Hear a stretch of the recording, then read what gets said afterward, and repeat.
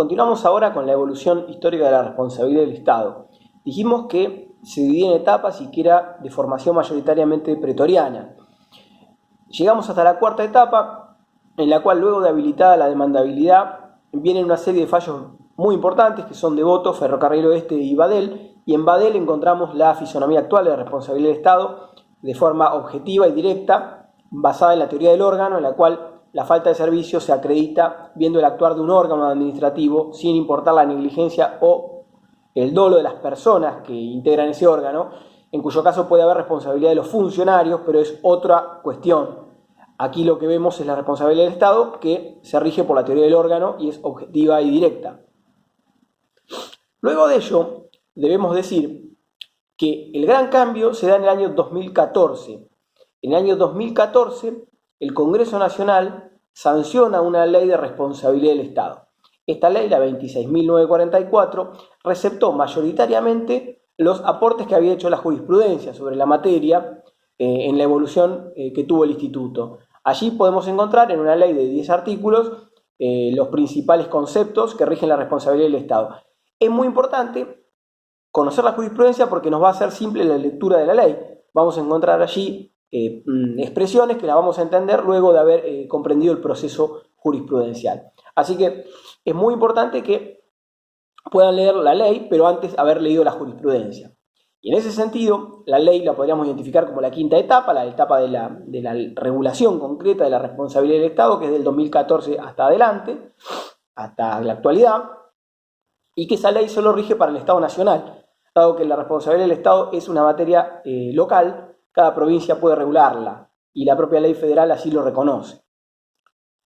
También debe decirse que previo a la sanción de la ley de responsabilidad del Estado, otra de las grandes discusiones siempre estuvo en torno a la responsabilidad del Estado por actividad legítima, es decir, cuando el Estado actúa bien, pero sin embargo daña, indemniza. Bueno, la gran cuestión era en qué medida indemniza. Y allí hay una serie de fallos que también sería bueno que tengan una noción para entender la discusión que hubo hasta que el legislador fijó un criterio.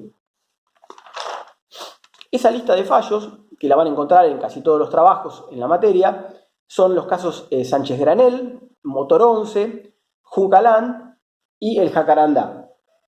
En fin, la discusión siempre se orientaba en si correspondía indemnizar daño emergente, el daño efectivo que se concreta al momento de la acción o omisión que genera el daño, y el lucro cesante, que es todas las ganancias que se dejaron de percibir. La discusión allí estaba entre si correspondía indemnizar ambos, daño emergente y lucro cesante, o solo daño emergente.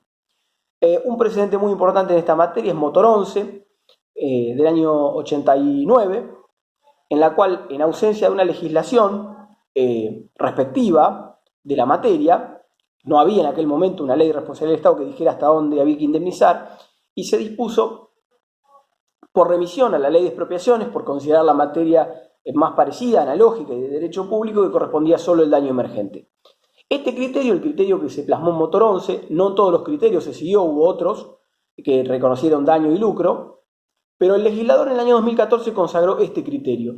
La responsabilidad del Estado por actividad legítima solo se indemniza el daño emergente y no el lucro cesante. Entonces, es importante que esto lo tengan en cuenta a la hora de estudiar la responsabilidad del Estado, porque, por ejemplo, cuando estudien esta cláusula, si ustedes conocen la jurisprudencia, saben por qué está allí y por qué tiene los términos que tiene.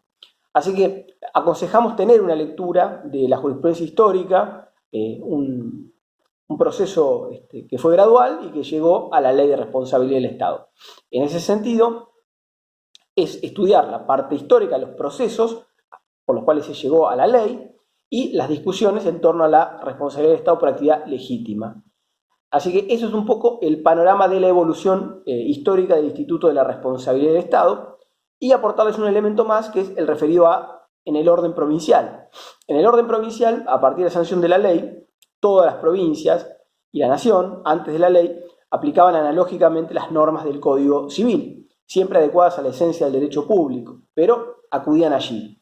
A partir de la ley, una ley que se reivindica como una ley de derecho administrativo, de derecho público, algunas provincias, la propia ley las invita a adherir, adhirieron a la norma, otras sancionaron su propia legislación en la materia, y hay algunas que tienen ausencia de norma.